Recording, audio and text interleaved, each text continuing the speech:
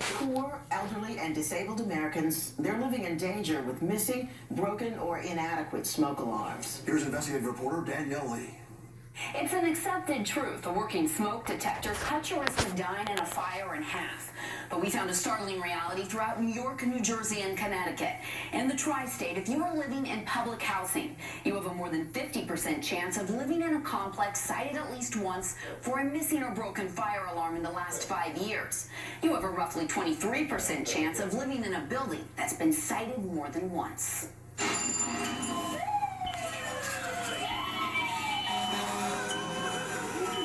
Home fires, devastating, dangerous. You heard kids crying. Deadly. You just don't know when some type of event can happen that'll change your life forever. In 2018, the New York City Fire Department investigated 88 civilian fire fatalities. Of those, just about 1 out of 4 had a working smoke detector. We met with management, we talked about how they're supposed to work, and today they didn't work.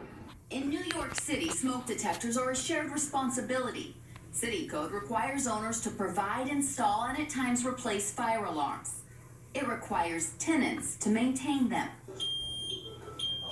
But for buildings kept open with your tax dollars, low-income, elderly, and disabled housing, federal policy also requires owners to conduct yearly inspections to ensure the devices are in proper working condition.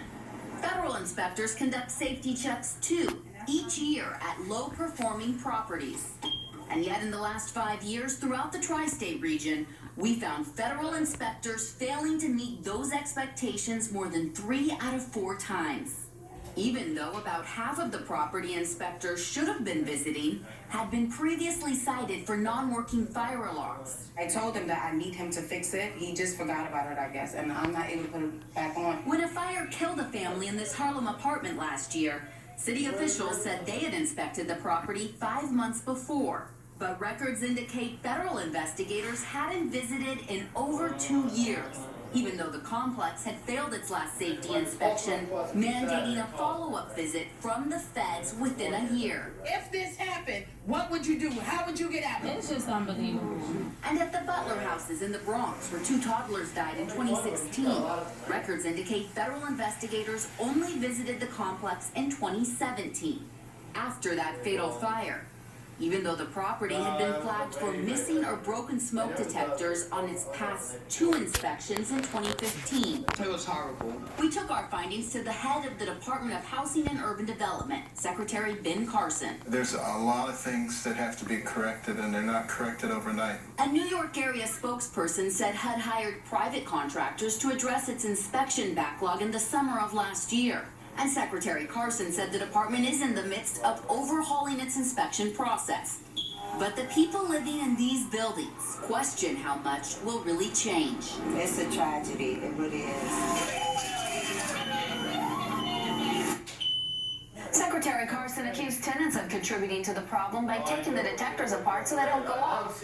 And while that's likely partly true, we looked up New York City's 311 complaints. Turns out the city receives a complaint about a non-working smoke detector about once every 3 hours. And you have to wonder, why would someone be calling for help repairing a detector they had intentionally dismantled? Back to you.